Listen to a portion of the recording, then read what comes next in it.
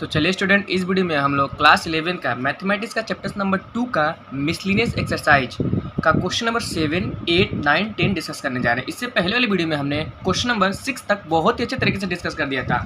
अगर आपने वो वीडियो नहीं देखा है तो प्लीज़ मेरे चैनल के प्लेलिस्ट में जाकर देख लीजिए। तो ये क्वेश्चन नंबर 7 क्या कह रहा है, पहले से पैड से पुशअप कर दे। क्वेश्चन नंबर 7 क्या बोल रहा है कि हमारे पास माना कि f है, g r टू r है, मतलब f और g कोई फंक्शन है यार जो r टू r है, बी डिफाइंड रिस्पेक्टिवली, जहाँ fx हमारे पास क्या दिया है, x+1 दिया हुआ है, gx हमारे पास 2x-3 दिया है। तो हमें निकालना है f plus g, f minus g and f by g निकालना है। तो बहुत ही सिंपल है। किस तरीके से, देखिए बस दोनों को जोड़ना है। तो हमें क्या करना है, f प्लस जी निकालना है। f प्लस जी मतलब क्या होगा, fx, यानी कि ये एक फंक्शन है fx प्लस gx, इन दोनों को बस ऐड कर देना है, हमारे पास सिंपल से निकल जाएगी।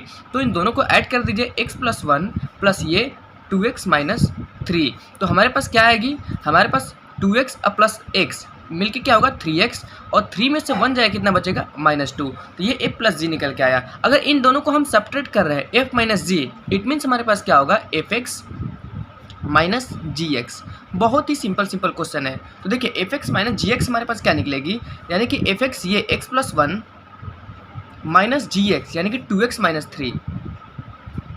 तो हमारे पास निकल के क्या आएगा, x+1, अब माइनस अंदर मल्टीप्लाई होगा तो -2x, ये माइनस अंदर मल्टीप्लाई होगा तो माइनस माइनस प्लस हो जाएगा तो +3। तो हमारे पास क्या निकला, 2x में से x जाए कितना बचेगा, -x बचेगा, और 3 और 1 मिलकर 4 होगा। तो -x+4 हमारे पास f माइनस जी है। अब सिंपल सी हमारे पास क्या निकालना है, हमारे पास अब निकालना है f बाई जी, यानी कि f अपॉन जी। तो f अपॉन जी हम किस तरीके से निकालेंगे वो देखिए, f अपॉन जी यानी कि f हमारे पास fx ये है x+1 अपॉन gx क्या है 2x-3, तो 2x-3, ठीक है। तो f अपॉन जी बस यही हो गया। लेकिन एक कंडीशन है, क्या कंडीशन है कि डिनोमिनेटर कभी भी, क्योंकि ये रेशनल नंबर में हो गया, p बाई क्यू के फॉर्म में हो गया, तो p बाई क्यू के फॉर्म में रहता है, तो q कभी भी 0 के इक्वल नहीं रहना चाहिए। तो ये जो डिनोमिनेटर है ना, डिनोमिनेटर कभी भी 0 के इक्वल नहीं रहना चाहिए। तो 2x-3 कभी भी 0 के इक्वल नहीं रहना चाहिए। इट मीन्स जब इसको हम निकालेंगे x की वैल्यू, तो हमारे पास -3 उधर जाएगा तो 3 हो जाएगा, और x इक्वल टू हमारे पास क्या होगा 3/2 हो जाएगा, x नॉट इक्वल टू 3/2 होगा।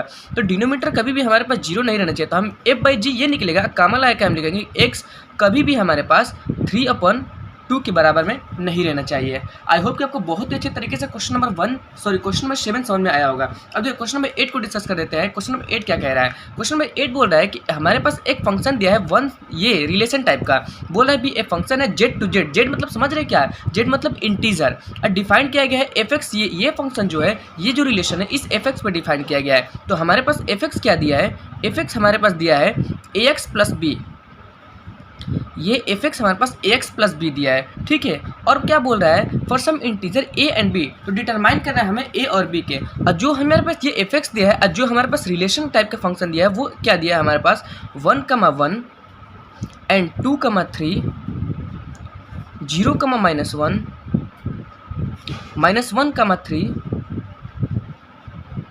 एंड बस इतना दिया है। तो हमें इसके अकॉर्डिंग से इस फंक्शन में अपने से कोई भी वैल्यू को पुट करना है, और हमें a और b का वैल्यू निकालना है। तो हम क्लास 10th में पढ़ चुके हैं लीनियर इक्वेशन में कि दो फंक्शन का, दो हमारे पास अगर बनती है इक्वेशन, दो इक्वेशन को सॉल्व करके आसानी से हम वैल्यू फाइंड आउट कर लेते हैं। तो इस फंक्शन की मदद से हम दो इक्वेशन बनाएंगे। तो कभी भी फंक्शन को हम y ले सकते हैं, तो fx बराबर हम y भी ले सकते हैं इस फंक्शन को। तो y बराबर हमारे पास क्या दिया है, y बराबर हमारे पास दिया है ax plus b।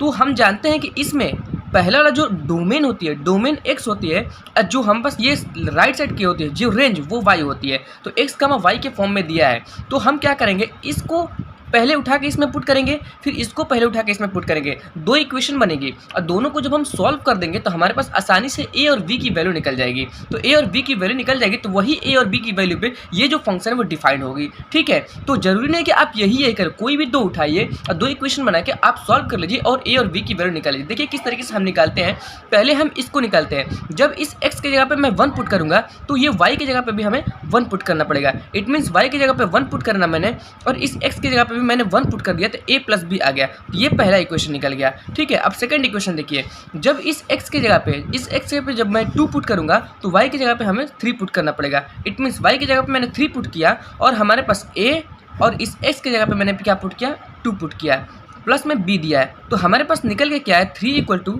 2a plus B, इसको इक्वेशन सेकंड मान लीजिए। ठीक है, अब हम क्या कर रहे हैं, इक्वेशन सेकंड में से इक्वेशन फर्स्ट को माइनस कर देते हैं। तो हम क्या करते हैं, इक्वेशन जो सेकंड है उसमें से हम इक्वेशन फर्स्ट को माइनस कर देते हैं। तो हमारे पास क्या निकलेगा, 2a प्लस बी, और माइनस करें इक्वेशन फर्स्ट को तो माइनस का क्या निकलेगा, a प्लस बी, और राइट साइड का इधर क्या है, 3 माइनस 1, ये मैंने माइनस कर दिया। तो हमारे पास क्या निकला, देखिए 2a में से ये a जाएगा तो बचेगा a, ये b और ये प्लस माइनस कट जाएगा तो हमारे पास a इक्वल टू 3 में से बन जाएगा 2, तो a इक्वल टू हमारे पास 2 निकला। अब इस a की वैल्यू या तो इक्वेशन फर्स्ट में पुट कर दीजिए या तो इक्वेशन सेकंड में पुट कर दिए, आपकी b की वैल्यू निकल जाएगी। मैं इस a की वैल्यू को इक्वेशन फर्स्ट में पुट कर देता हूँ। जब a की value putting a in equation first में मैं पुट कर देता हूँ तो हमारे पास निकलेगी a बराबर, a के जगह पे मैंने क्या पुट किया है, 2 प्लस b, तो b की वैल्यू हमारे पास निकल गया -1।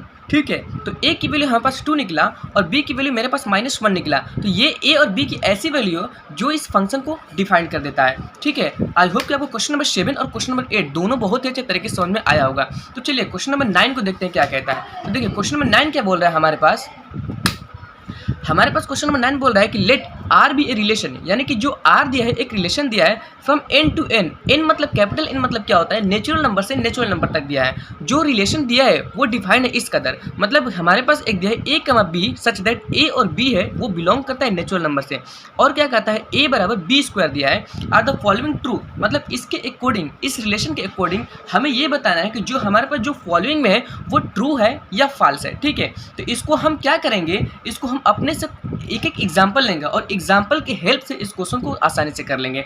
देखिए हमारे पास पहले क्या दिया है, जो रिलेशन दिया है हमारे पास क्या दिया है, रिलेशन हमारे पास a बराबर बी स्क्वायर दिया है, और हमारे पास क्वेश्चन फर्स्ट में क्या बोल रहा है, a कमा a बिलोंग करता है नेचुरल नंबर से, तो ये सही होगा, सभी नेचुरल नंबर के लिए सही होगा, ये बोल रहा है। क्या ये सभी नेचुरल नंबर के लिए सही होगा? सबसे पहले क्या लेना है, हमारे पास a कमा a दिया है, इट मीन्स क्या दिया है हमारे पास, इसके अकॉर्डिंग देखिए ये a दिया है और इस b के जगह पे भी a दिया है। इट मीन्स हमारे पास आएगा क्या, जब हम a की जगह पे भी a लेंगे और b की जगह पे भी हम a लेंगे तो a स्क्वायर, इट मीन्स हमारे पास a बराबर a स्क्वायर लेना है। ठीक है, तो अपने से कोई भी आप वैल्यू मानिए, मान लेता हूँ मैं पहले a की जगह पे मैं मान लेता हूँ 1, जब मैं a की जगह पे 1 मानता हूँ तो इसमें जब पुट करता हूँ तो 1 बराबर 1 का स्क्वायर 1, यानी कि ये दोनों बराबर आ गए, सेटिस्फाई आ रहा है। लेकिन जब मैं कुछ अलग वैल्यू मानता हूँ, a की जगह पे मैं मान लीजिए 2 मान लेता हूँ, जब a की जगह पे मैं 2 मान लेता हूँ और इसमें पुट करता हूँ तो हमारे पास बराबर नहीं है। देखिए इधर आया क्या, a की जगह पे 2 और इधर 2 2 4, यानी कि इधर 4 है जो कि बराबर नहीं है। जब बराबर नहीं है तो ये हमारे पास क्या निकल गया, ये फॉल्स निकल गया, ये सही नहीं है, सभी नेचुरल नंबर के लिए सही नहीं है। मतलब ये नेचुरल नंबर 1 के लिए सही है या 0 के लिए सही है, सभी नेचुरल नंबर्स के लिए यहाँ पर सही नहीं है। ठीक है, अब सेकंड देखिए, यहाँ से अब सेकंड चालू होगा। सेकंड देखिए हमारे पास सेकंड में क्या बोल रहा है कि a कमा b यहाँ पास बिलोंग करता है जब रियल नंबर के, ये रियल नंबर से बिलोंग करता है तो b कमा a भी बिलोंग करना चाहिए रियल नंबर से, यानी कि इम्प्लाई करता है क्या, जो इम्प्लाई करता है कि b कमा a भी हमारे पास बिलोंग करना चाहिए रियल नंबर से। तो फिर से वापस से वही लेना है, क्या लेना है यहाँ पास, इसमें a कमा b ही दिया है, a कमा b, तो हमें क्या लेना है यहाँ पास, जब a हमारे पास बराबर b स्क्वायर दिया है। ठीक है, जब a बराबर यहाँ पास बी स्क्वायर दिया है और बोल रहे a कमा b बिलोंग करता है रियल नंबर से, तो हम इस ऐसा एग्जांपल लेंगे कि वो बिलोंग करना चाहिए, मतलब ये दोनों बराबर आना चाहिए। मतलब हम a की जगह पे क्या ले लिए, a की जगह पे मान लो मैं क्या ले लिया, 2 ले लिया, a की जगह पे मान लो 4 ले लिया और b की जगह पे मैं 2 ले लिया। मैं यही क्यों ले रहा हूँ, इसलिए ले रहा हूँ क्योंकि इस a की जगह पे मैं 4 रखूँगा और b की जगह पे 2 2 4, तो दोनों बराबर आ रहा है, क्योंकि हमें इस ऐसा एग्जाम्पल लेना है ताकि ये जो बोल रहा है क्वेश्चन में वो बिलोंग करे, तो हमें बिलोंग करना आना चाहिए। ठीक है, जैसे ही मैं इस पर रखा तो हमारे पे देखिए a की जगह पे मैंने क्या लिया, 4 लिया है, तो यहाँ पर a के यहाँ पे 4 लिया और b के यहाँ पे मैंने क्या लिया, 2 लिया, 2 का स्क्वायर, तो बराबर में यहाँ पास क्या आया, 4 बराबर 4। इट मीन्स ये बिलोंग तो कर, ये क्वेश्चन में दिया था, लेकिन b कमा a भी बिलोंग कर रहा है, मतलब अब हम इसका उल्टा कर देंगे। अब उल्टा मतलब क्या होगा, a की जगह पे मैं 2 लूँगा और b के यहाँ पे मैं क्या लूँगा, 4 लूँगा। ठीक है, तो अब ये बिलोंग कर रहा है कि नहीं कर रहा है, देखिए a बराबर यहाँ पास क्या दिया है, b स्क्वायर दिया है, तो देखिए a के यहाँ पे मैं अब क्या लिया हूँ, a के यहाँ पे 2 लिया हूँ, अब b के यहाँ पे 4 लिया, तो 4 का स्क्वायर, तो यहाँ पास क्या आया, 2 बराबर 16, जो कि बराबर नहीं आया। इट मीन्स बराबर नहीं आया तो ये भी यहाँ पास फॉल्स है, ये बिलोंग्स नहीं कर रहा है, ये भी यहाँ पास क्या हो गया, फॉल्स हो गया। ठीक है, अब इधर मैं आपको थर्ड वाला बताता हूँ।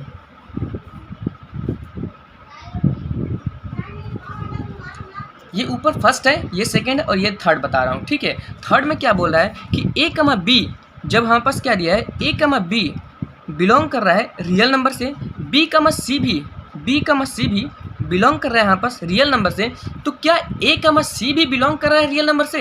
यानी कि ये इम्प्लाई बताना है कि ए कमा सी भी यहाँ पास क्या रियल नंबर से बिलोंग करेगा। मतलब दो हमें दे दिया है क्वेश्चन में कि वो रियल नंबर से बिलोंग करेगा ही करेगा। तो बोले क्या तीसरा भी यहाँ पास रियल नंबर से ए कमा सी भी बिलोंग कर रहा है रियल नंबर से। तो हमें इसको भी एग्जाम्पल की हेल्प से करना है और ऐसा एग्जाम्पल मानना है, ऐसा एग्जाम्पल लेना है ताकि हमारे पास जो ये ऊपर का दो दिया है वो सेटिस्फाई करे। मतलब हमारे पास क्या दिया था कि a बराबर बी स्क्वायर है। देखिए हमें a बराबर बी स्क्वायर दिया था, a बराबर बी स्क्वायर दिया था। तो हम क्या मान ले रहे हैं, a की जगह पे मैं मान ले रहा हूँ 16। ठीक है, a की जगह पे जब मैं 16 मान रहा हूँ और b की जगह पे मैं 4 मान रहा हूँ और c की जगह पे मैं क्या मान रहा हूँ 2। तो देखिए क्या होगा, a की जगह पे मैं 16 माना और b की जगह पे 4, तो 4 4 16 यानी कि 16 बराबर 16। इट मीन्स a कमा b यहाँ पास बिलोंग कर रहा है रियल नंबर से।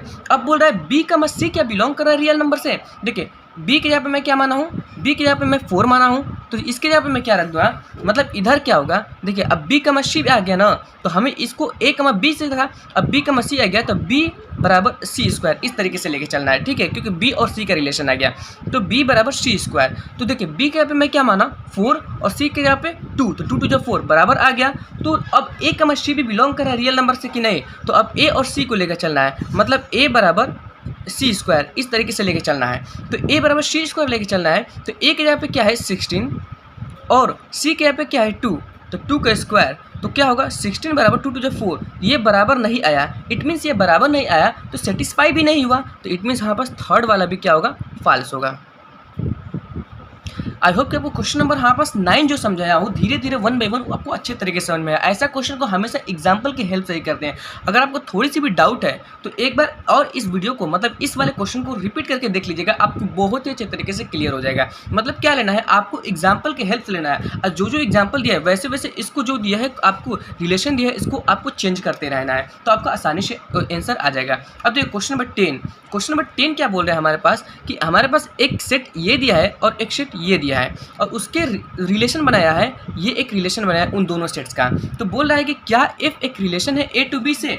तो रिलेशन निकालने के लिए कभी भी कैसा भी क्वेश्चन दिया रहा है उसका रिलेशन निकालने के लिए आपको सिंपल से क्या करना है कि जो कभी भी एक रिलेशन दिया है तो जो पहला वाला इसको हम x और y से मान सकते हैं, तो जो पहला x है वो हमेशा डोमेन से रहना चाहिए और जो ये सेकंड है वो हमेशा सेकंड वाले सेट से रहना चाहिए, यानी कि रेंज से रहना चाहिए। क्योंकि यहाँ पास देखिए a टू b दिया है, a टू b दे दिया है ना, इट मीन्स हमारे पास क्या होगा, देखिए ये पहला सेट से है तो डोमेन यानी कि ये 1 2 3 4 और 2 दिया है। देखिए 1 2 3 4 एंड 2 दिया है और सेकंड क्या दिया है 5 9 फिर 1 5 11 दिया है, 5 11 दिया है। देखिए 1 2 3 4 2 जो है वो सभी हमारे पास क्या है, पहला वाला सेट से हैं। ठीक है, और देखिए 5 9 1 5 11 जो है वो सभी जो है सेकंड सेट से है और ए टू बी पूछा ही था, तो जब ए टू बी पूछा था और जो सभी दिया है ये पहला सेट है ये दूसरा से है। इट मीन्स जो रिलेशन होता है पहला वाला जो सेट होती है वो पहला सेट से होती है और सेकंड वाला जो रेंज होती है वो सेकंड वाले सेट से होती है। तो हाँ बिल्कुल ये रिलेशन है, एफ एक रिलेशन है ए टू बी से, बी टू ए नहीं है, ए टू बी से। अगर बी टू ए रहता है ना तो ये वाला पहले रहना चाहिए और ये वाला सेकंड सेट से रहना चाहिए। ठीक है, लेकिन ए टू बी बोला है इसलिए ये पहला वाला एलिमेंट से सेट से रहना चाहिए, ये सेकंड वाले सेट से रहना चाहिए, इसीलिए ये डोमेन है। अब बोल रहा है क्या ये फंक्शन है, कि बिल्कुल आप लिख दीजिए कि हाँ ये डोमेन है ए टू बी से, आप लिख दीजिए so it is a relation from A to B. अब बोला है F is a function from A to B, बोला है क्या एफ एक फंक्शन है ए टू बी से। तो ए टू बी से जो रिलेशन है पहले आप उसको मिला लीजिए, मतलब क्या 1 का 5 से मिलाया गया है, 2 को 9 से मैच है, 3 का 1 से, देखिए ये 3 है इसे 1 से, और क्या है 4 का 5 से, ये 4 का 5 से, और फिर 2 का एक सेट में कभी भी रिपीटेशन नहीं होती है, 2 का 11 से। तो बोले क्या ये फंक्शन है, तो फंक्शन होने के लिए कंडीशन क्या आपको बताया गया था कि कभी भी कोई भी सेट्स, कभी भी कोई भी चीज़ तब फंक्शन होती है जब उसका लेफ्ट साइड का एलिमेंट एक भी छूटना नहीं चाहिए। तो बिल्कुल एक भी एलिमेंट छूटा नहीं है। अब सेकंड कंडीशन क्या होती है कि कभी भी लेफ्ट साइड का एलिमेंट का ऐसा कोई भी एलिमेंट नहीं होना चाहिए जिसका 2 इमेज बन रहा हो। ठीक है, तो वो फंक्शन कहलाएगी। लेकिन ये फंक्शन नहीं है। क्यों फंक्शन है कि देखिए 2 ऐसा एलिमेंट है जिसका 2 इमेज बन रहा है, क्योंकि 2 का 9 पे भी इमेज बन रहा है, 2 का 11 पे भी इमेज बन रहा है। अगर मैं आपको बोलूँ कि 7 ऐसा नंबर है जो 6 से बड़ा है, फिर बोलो 7 ऐसा नंबर है जो 6 से छोटा है, तो कभी भी ऐसा नहीं ना हो सकता है कि 7 6 से छोटा भी हो सकता है, बड़ा भी हो सकता है, दोनों में से कभी एक ही हो सकता है, ठीक है। तो ऐसा कभी भी नहीं हो सकता है कोई भी एलिमेंट का 2 इमेज बने, लेकिन इसका 2 इमेज बन रहा है, इसीलिए फंक्शन नहीं है। रिलेशन तो है क्योंकि पहला वाला एलिमेंट पहला सेट से है और दूसरा वाला एलिमेंट दूसरा सेट से है, इसलिए रिलेशन है A to B, लेकिन फंक्शन नहीं है। फंक्शन इसलिए नहीं है क्योंकि यहाँ पास एक ऐसा 2 एलिमेंट है इसका 2 इमेज बन गया है, 2 इमेज नहीं बनना चाहिए। तो आप लिख दीजिएगा since 2 has 2 image 9 and 11, so f is not a function, f is not a function. I hope कि आपको क्वेश्चन नंबर 10 भी बहुत ही अच्छे तरीके से समझ में आया होगा। मिलते हैं आपसे नेक्स्ट वीडियो में, तब तक thank you so much for love and support. और अगर आपने मेरे चैनल को सब्सक्राइब नहीं किया तो प्लीज़ मेरे चैनल को सब्सक्राइब कर दीजिएगा। मिलते हैं आपसे नेक्स्ट वीडियो में।